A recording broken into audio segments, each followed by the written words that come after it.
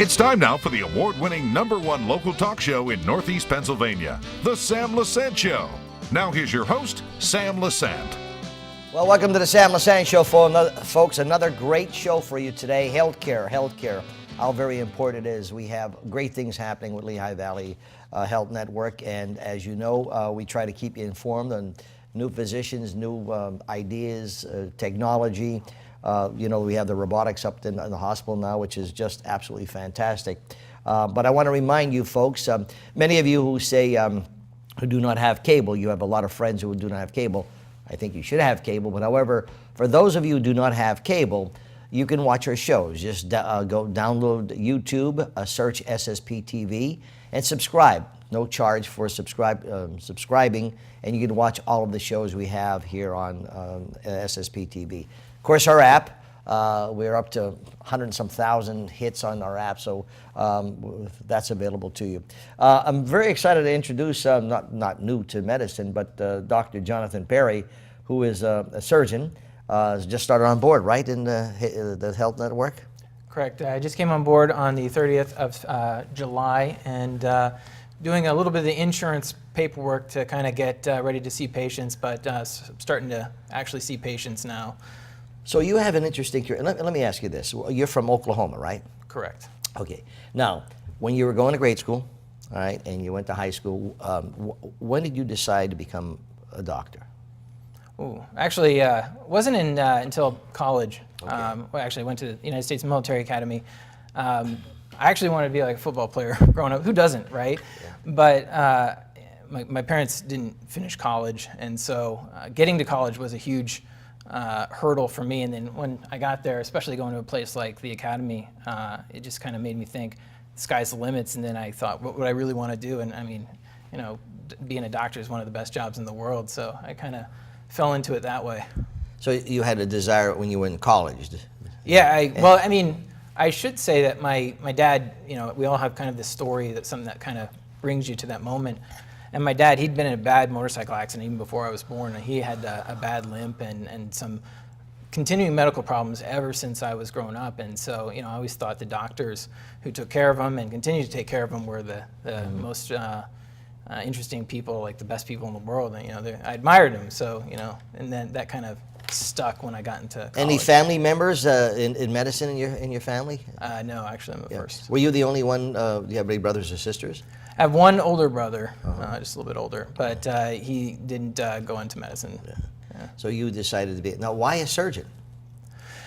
Actually, it's kind of funny. I wasn't quite sure what I wanted to do. Most people aren't sure going in because you have the opportunity to explore what areas there are. And I just wanted to be involved in people's care and not just see them once or twice, but kind of have a little bit of a longitudinal experience with them.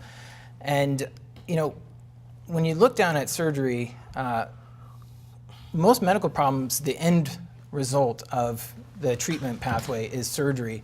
And that really challenges you to know the disease process, and plus it involves you in patient's care, the entire spectrum of their disease. And I thought, what better way to be involved in care and to have a challenging and rewarding experience. So that's kind of what drew me in that direction. What college did you go to, medical college? Oh, Penn State Hershey College of Medicine. Yeah. We are. Yeah. Well, now I understand you were in the Army, right? Correct. Yeah. When did you go into the Army? 2001, June 2001. So exciting times, huh? Yeah, big surprise. I was actually, of course, in 9/11 being the big event that year. I was actually in infantry officer basic course at the time. I had no idea what was going on, and we're out in the field doing our thing, and everything stops, and we're all kind of surprised. Nobody knows what's going on, and then slowly you hear trickling of people talking about something happening in the news, and it's just really surprising. Where were you at the time? Surreal.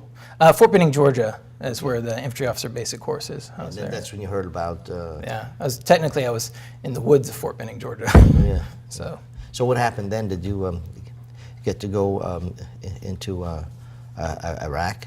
Oh yeah. Well, actually, the timeline kind of is funny. If we recall, it wasn't until 2003 that things happened. But I finished my training, infantry officer basic course, went to Ranger School, that kind of thing, and then I was sent to 101st Airborne Division at Fort Campbell, Kentucky, and throughout the remainder of the following year, kind of ramped up to get ready to go. And then what was it? I think it's so long ago now, but it was like February, March, in that time frame that we actually put all of our stuff on ships and deployed. So. Now, you were a doctor at the time? No, infantry officer, second lieutenant. Okay, so you weren't into medicine at the time? No. So they only send a certain number of people out of the United States Military Academy to medical school right away, and I opted to kind of do a little bit of military training first. I mean, it's nice to break things up and to get more life experience, and hopefully it makes you a little bit understand the world better and understand people better. Yeah. So. I was going to say the discipline that you learn, particularly in the service, and thank you for your service, by the way. I think it's admirable no matter who it is, and have the greatest respect for our veterans, I wish many more Americans would have the respect for veterans that they deserve. But with that being aside, when you have that discipline, in the service, how did that discipline translate into your medicine, into your medical field, or didn't it? I don't know. Well, I mean, that's a good question, because there are definitely things that translate. You're sometimes, especially in the officer side. Well, I can't take anything away from the listed guys. Those guys work their tail off. But in the military, you're working 24/7 sometimes, putting in extra hours, getting up early, staying there late, and that's what being a med student is too in many ways, because you have to put all that time in studying, and sometimes your brain's just fried from all the studying you do. But you got to keep pushing through it. So, it's a bit of a mental toughness that you have to develop, and, it takes time, and thankfully the military kind of gave me some preview to that. So. Now, after you left the military, that's when you went back to medical school, or? Correct. Okay. And, so now, you're not old, you're not young, I mean, you're in a great, what was, again, you decided to go into surgery, so, what's your favorite part about being a surgeon? I think, there's great parts. For example, one minute you could be doing procedures, the next minute you're in the clinic, the next minute you're in some kind of an emergency situation. So there is certainly a variety to it, but I think at the end of the day, when people come to see you, they're really sick. And when you help them through that, I mean, I don't know, it's kind of hard to describe it. I mean, I don't know if there's much better feeling in the world than helping people through that. So, I mean, I've always been somebody who's really kind of been service-oriented. That's why I did the military, and that's why I'm doing medicine. And to kind of serve others, serve something greater than yourself is kind of the biggest reward, I think. I think, we always say about my wife being an RN. Of course, now she's doing TV shows, but the bedside manners, that nurses and doctors and LPNs and anyone who's involved, because when someone's sick, there's so many things that go through their minds, and what they don't need is sometimes you need a smile. Sometimes you need a compassionate person who is going to hold their hand and talk to them about what they're going through and the opportunities. And I'm sure you have to have that. I think so. Sometimes we get lost in the business of medicine, and you find yourself, going and trying to treat somebody, treat the next person. But one of the things I found, and one of the reasons I wanted to come to a place like this, is where you can do this thing, is if you just take a minute to ask somebody about themselves, just learn one thing. I don't know, for me, it just makes me feel like I had a much better experience, and I hope it makes them feel like they had a better experience, because that's what it is. It's about the relationship, and I hope I can kind of develop that. Well, I think sometimes, no matter, especially when you're going for surgery, and we're going to talk about some of your specialties here, where you're always leery about the doctor who's going to operate on you, and so does that doctor have the experience? Does that is the doctor capable of doing that? You get your. The good thing about Lehigh Valley is you don't have to worry about second opinions, because you get so many opinions, with all different doctors, particularly if you have a case and so you're referring that to, another doctor, or at least discussing it with. Am I correct in saying that? Correct. Okay. So you got all the bases covered at that point, but then it comes down to the point is, what kind of girl or what kind of guy is she, and the compassion. Because I have to have faith in you, okay, when you're going to do whatever surgery on me, okay? How do you build that? I mean, that trust, because, the first thing is, well, how old are you? And how many surgeries did you have? And are you experienced? And what do you know about this, okay? I mean, they're common questions, wouldn't you think? Correct.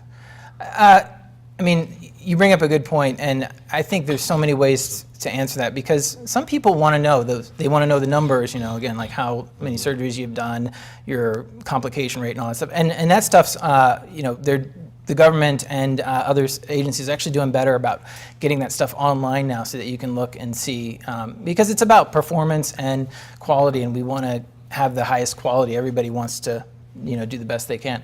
So, I mean, you can look there, but some people, it's difficult. Some people want numbers, but some people, like you hit the nail on the head, they just want you to talk to them and know that you're going to take care of them. So it's not one formula to approach somebody. You got to kind of see who they are and try to respond to them. And I'll say one more thing, and this is just what I feel very strongly about it. I think finding your doctor and even your surgeon, it's kind of like dating. I think you really got to find the one that works for you. And I hope I'm that person, but if I'm not that person, I don't feel bad about it, because if you don't have the 100% confidence in me, but somebody else you just get along better, I think you're gonna have a better therapeutic relationship, and I think you're gonna have a better outcome. So I support people in whatever choice, and hopefully with that attitude, they feel like I'm open enough that a lot of people want to come to me. So I don't think any doctor who's worth their salt is going to perform any type of procedure or any type of surgery unless they feel confident of what they're doing. Okay, I don't think it's, well, I'm going to guess at this. Okay, I don't think anyone who's worth their salt, I said. Okay, and thank God we have great doctors in there. I've said this since 1994, since I started my show. If people would only check, I mean, and it's getting better because more and more people are understanding that we have fantastic physicians. So you come into the area, okay, and how do you like our area? Oh, I like it a lot. It's funny, from Oklahoma, as mentioned, I spent time in Philly. I enjoyed Philly, and spent time in Allentown too for residency. And every place has different, unique, level of activity, sometimes craziness. I enjoyed a lot of the activity in those other places, but here it's, I need a little bit more like serenity, and not spending hours in traffic or, and people are so nice here too. That's like one of the other things that it just struck me by surprise how nice people were, and that's one of the things I want to find some place where I don't have to move around. Being in the military and medicine, you move around, so finding some place where I can, get to know people and really enjoy the community. And I don't know, this is hard to beat this place thus far. Well, it's, you find the people in this area very nice, okay? Hardworking people. They have substance, which is why I'm here, okay? I could have had opportunities of being in California. I partnered with Jack Palance for 32 years, and we traveled all over doing our shows. And, enjoyed New York City, enjoyed Philly, enjoyed Chicago, enjoyed LA, Hawaii. But when you look at when you're born and raised in an area, it's you'll find this to be a good place. Folks, I'm talking to Dr. Jonathan Perry. He is a surgeon. He's with the LVPG group. And the number is 501-4LVH. That's 570-501-4LVH. Now, Dr. Perry specializes in breast cancer surgeries, abscess, and things that, are important to us. We'll be back right after this.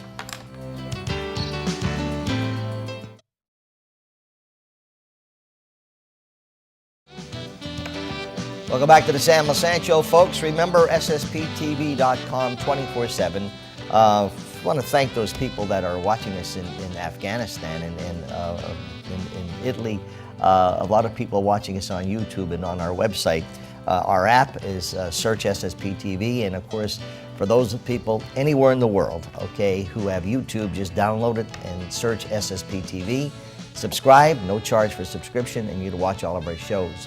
My guest today is Dr. Jonathan Perry, and he is a surgeon, and he's with the Lehigh Valley Health Network. And doctor, so you're a general surgeon? Correct. Okay, so general surgeon means what? People like to think of a general surgeon as a belly surgeon. You'll hear people say that. So, stomach, your intestines, colon, that kind of thing.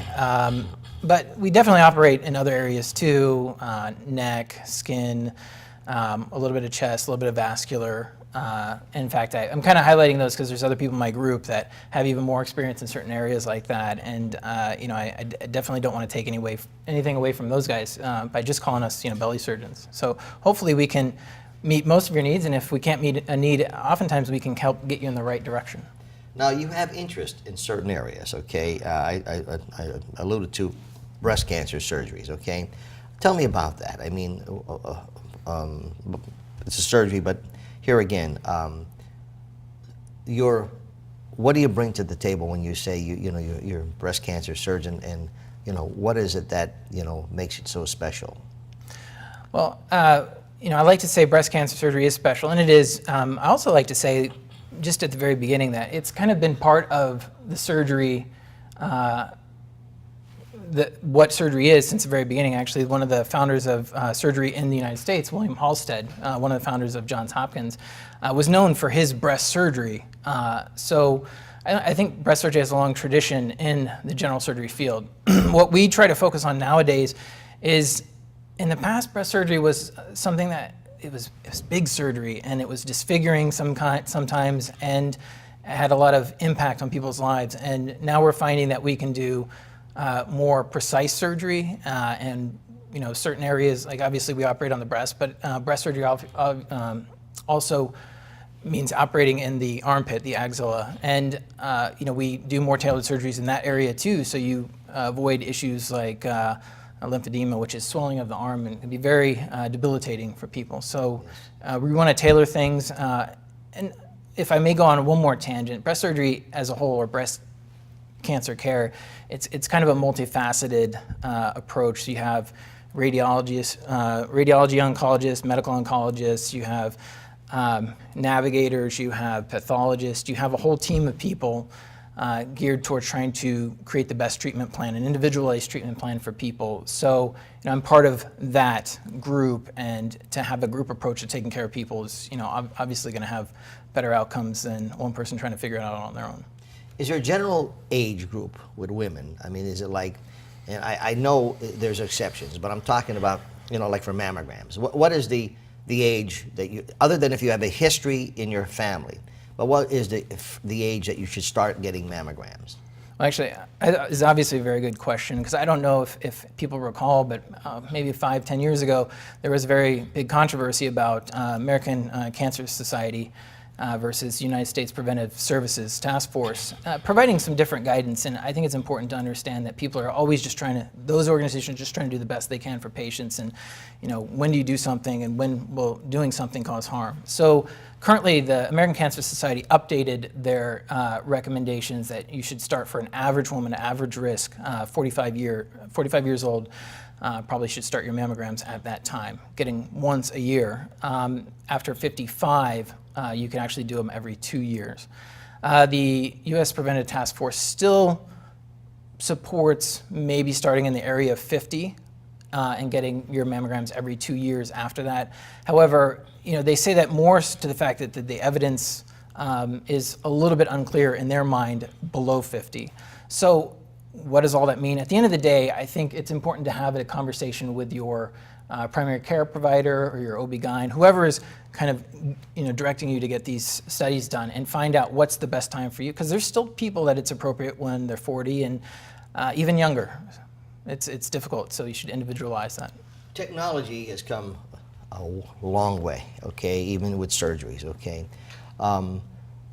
Do we know, all right, and I know this, I mentioned to you a physician, Dr. Yamula, who I thought was, and Dr. Greco. I mean, these were two fabulous surgeons. In fact, Greco is world-renowned in hearts, the first heart bypass.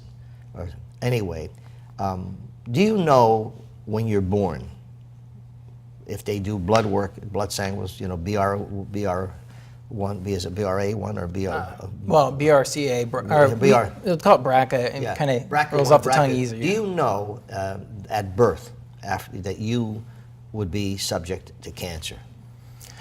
Well, now, no.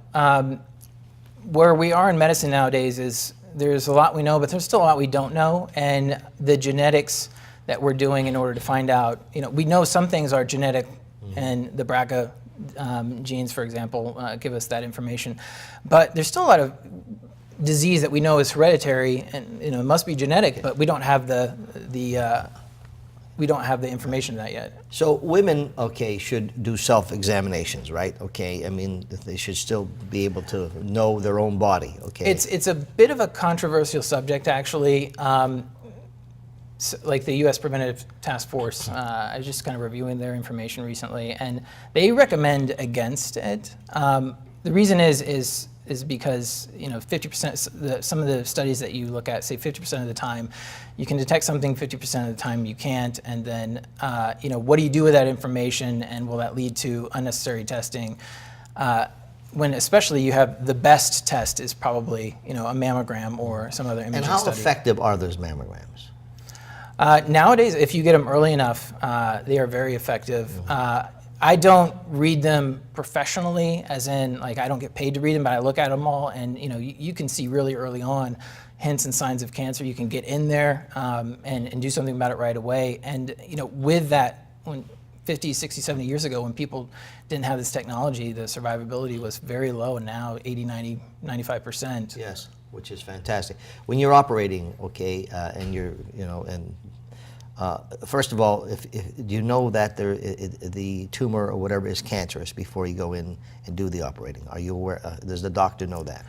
I would say 99% of the time, yes. Again, because mammograms and other imaging studies are so good that you know what it is, where it is, and then the next step from cancer theory is you always want to get a tissue sample. So a biopsy will be involved. Okay, so the trained eye, the reason I'm getting to the point, so when you're operating, okay, the trained eye, the doctor knows how much to take, from, the breast. And that's where, people say, you need the experience, all right? Because sometimes you can get it all out at one time, I'm assuming, all right, based on many doctors I've interviewed. And that's where I think the trained eye and the experience come in, okay? And, okay. Yeah. I mean, yeah, would you agree? Yeah. So how you're able to see that as a surgeon when you're doing surgery on a breast, how far you should go, what you should take out or whatever? Well, actually, if I was to say I was able to see that, that would be a little bit beyond my scope. What I would say is, cancer doesn't look like you think it would look, to be honest with you. Sometimes it's just a few specks on the mammogram, and then these specks, you get a biopsy, and it shows you, what we're talking about, cancer. And then the next step is, when you do a more formal excisional biopsy or a lumpectomy, then you try, in that case, like if it's a defined lump, you get all of the lump. If it's not a defined lump, then you get as much of it as you think you need to. And obviously, if it's so small that you can't really define it, then oftentimes you don't have to take much out.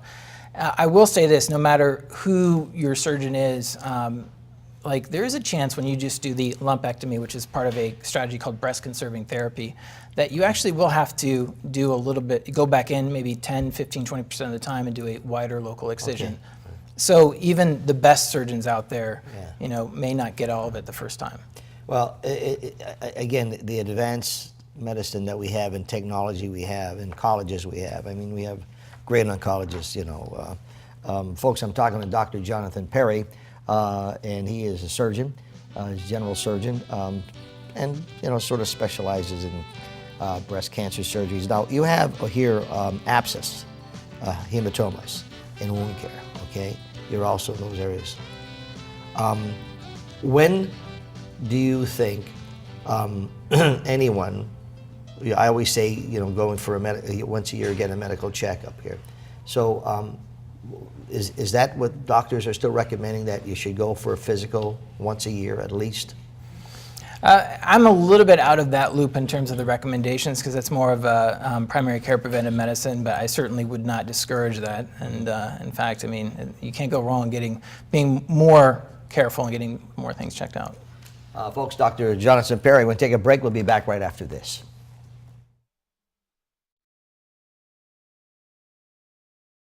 Sancho, folks. My guest today, Dr. Jonathan Perry. No stranger to medicine, but now into the greater Hazleton area and the Lehigh Valley Physicians Group, and that's up at the Beltway, right?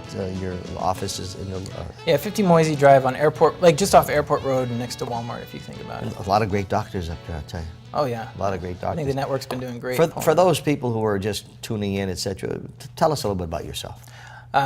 From Oklahoma originally. I went to the United States Military Academy for college, and then after a while ended up at Penn State Hershey College of Medicine, and then did my general surgery training at Lehigh Valley in Allentown. So areas that you sort of you cover all areas of general surgery, right? So we mentioned a little bit about your abscesses, hematomas, and wound care, okay?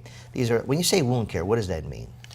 A lot of times, stupid question, but I no, yeah. I mean, sometimes people have surgical wounds, but sometimes people have wounds that develop for underlying medical reasons. In fact, your people with poor blood flow to their legs, or poor blood flow going to their legs or coming back from their legs, get various types of ulcers and such. And you know, they need a lot of care. And so me and our group in general, actually, are trying to fit that or fill that role. Okay.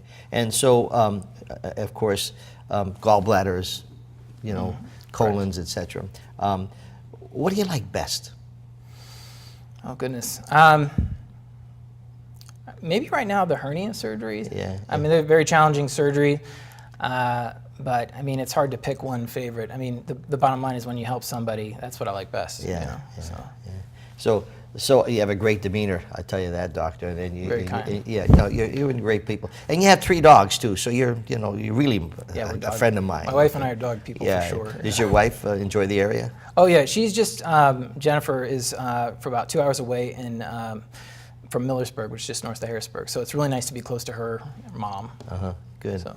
And your parents are back in Oklahoma? Correct. Okay. Yeah. Do you get to see them at all? Not as often as I'd like during residency because they keep you pretty busy, but hopefully now more. But they're proud of their boy. Oh, yeah. Jonathan, he's a doctor now, right? Well, I wish you the best, okay? It's so nice to have you on the Sam Lesante Show. Thank you so much. And if you're good, maybe Tammy will bring you back on again. I don't know. Okay.